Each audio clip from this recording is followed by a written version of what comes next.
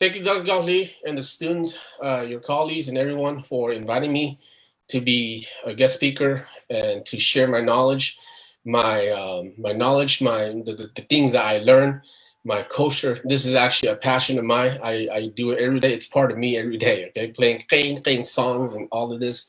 It's a passion of mine, and I appreciate Dr. Gauli for always giving me the opportunity to share to the general public. So thank you for that, and before we begin, I just want to make this to point this out that certain Qing songs cannot be played. It's prohibited to be played inside the house, inside a monk's house that has an alto sky and stuff, or spiritual gardens, and so elderlies will not allow you to play or listen those specific type of thing inside your house, but the 10 myth thing here that I will be presenting, playing, singing, reading, there's no restriction on that. You could play, you could listen. When I play the thing song, it could be played inside the house. When I sing the song, you could listen to it as well inside the house. It could be played loudly inside the house. So I just want to make that clear that if you are among students and you are currently inside your house right now and you have elderly who are living with you right now, and they hear me start singing Qing song or playing the Qing, and they come and tell you you can't listen at it inside the house. But please tell them, just tell you all of that. No, that's saying, or the instructors say that these Qing non do, just tell them Qing non do. Just tell them no Qing non do Qing or she can lodge it. And he said that it can be listened inside the house and play inside the house. Okay, so just want to make that clear so that you will be at ease and enjoy this presentation. Okay. All right. So without further ado, let's begin. For the presentation outline, I did a outline so that we could be on track. So briefly, I will talk the descriptions about the settings within these mythical songs. Describe the setting, the Hmong cosmology belief, so that you will have idea about how in ancient time, how is it like, how human spirits, God, they can interact with each other. Okay, so first half, and then from there on, during the first half, we will do some reading, both the English summaries and the transcript of the song, of the Qing song, and some readings, methodological explanation of each song, each myth song. And in between that, we'll have two selected songs. I won't tell you which song, but when we get to there, I will actually sing the lyrics out in Hmong, okay? And then we'll have one recording of Qing, playing Qing, and then one live Qing where I will play Qing live. So there's 10 songs, but that's all we're gonna do because singing and playing the Qing actually takes a lot of time away from presenting the information. So we're limited to those songs. And so for the second half, after we get through all the 10 songs, discuss all the explanations and implication and all that, we'll go to the second half and we'll discuss, we'll have open discussion with the audience. And so anyone who has questions or anything, feel free to ask me. I will do my best, with the best of my abilities or my knowledge, to explain or to clear it out, okay, if anything's unclear. Also, along the way, if when I'm reading or in Hmong or in English, in certain words, especially in Hmong, if it is a vocab, a phrase that you don't understand, write it down. And then you could always, the students have a copy of my transcript, of this transcript already. And then just go ahead and ask me what line it is and what songs. And then I'll do my best to explain the phrase that it wasn't clear or you don't understand what it means, okay? So that's the outline. That's what we're gonna go, how we're gonna present during this presentation. So settings within this, the mythical songs here are Hmong, the Hmong religious cosmology. It's divided, our belief system, we're divided into yin and yang, okay? Yin and yang, lumong that. Yin hai yang, yin it's the spirit world, okay? And then yang is the actual physical human world, the world we live known now, right now. It's yang, okay? And anything in the spirit world is yin, okay? Yin te, yang te, the yin is the spirit world, yang, the physical world. And so we only have, I want to add that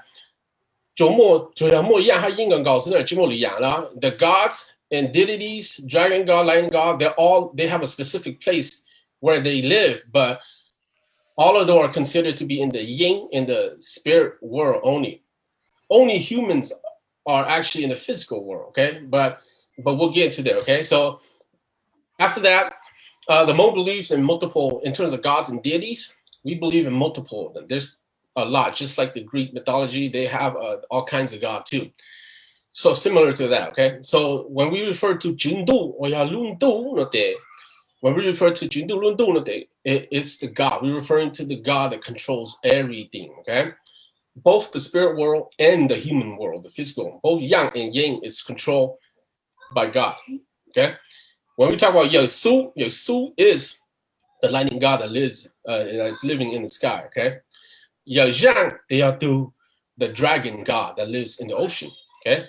Zinyong, right? We hear a lot of everything in our cultural ritual, man. Zinyong is the god that controls the spirit world, and it's known and blamed for sending sickness and death to human, okay? So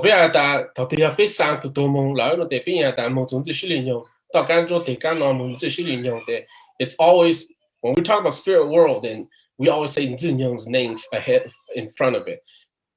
Because the spirit world is controlled by Zinyong, okay? Okay. They Yao Shao them.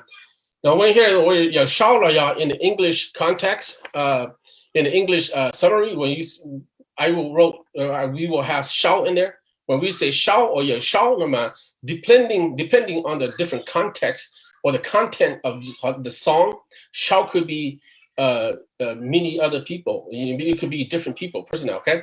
One, it could be, depending on the context, Shao could be the god. It's the god that controls everything, just like Lundu to Jindu, right?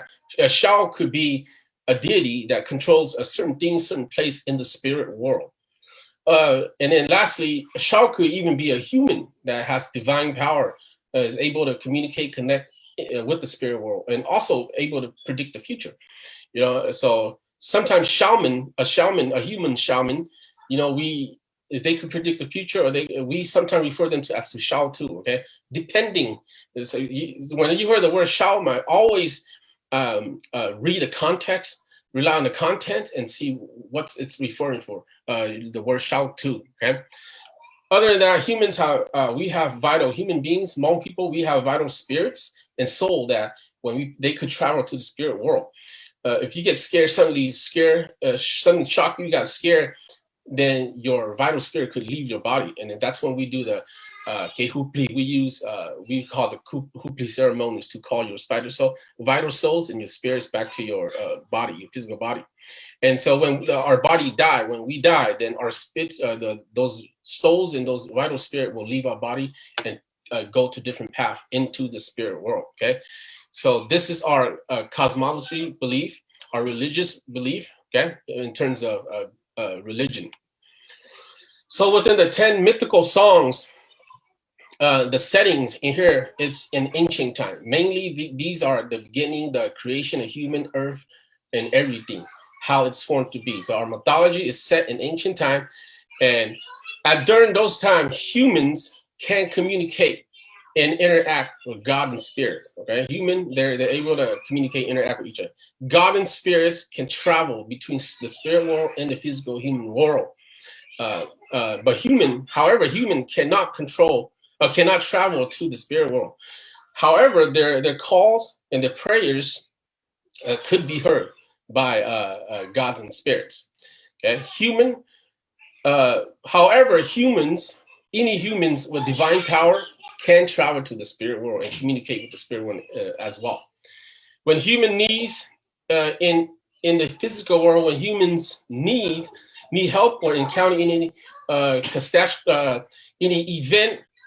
catastrophic events or anything that suddenly happen, they are able, humans at that time, and remember this is ancient time, they are able to ask for help, seek for advice from gods and deities as well, from the spirit world. Okay, and so the 10 mythical songs that I will present and will read here,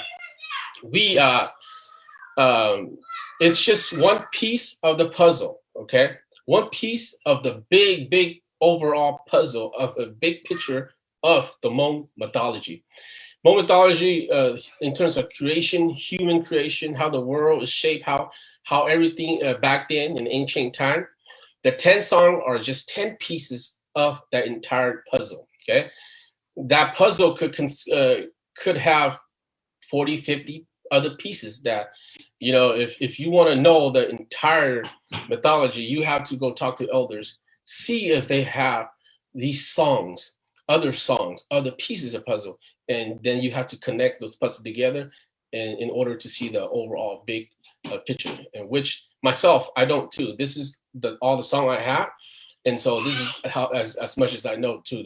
I don't know beyond what I learned too from the song, or what beyond I have learned as well. Okay, so this is the starting point. If you're interested in Hmong mythology, the creation of back in ancient time, this is 10 pieces, starting piece for you now.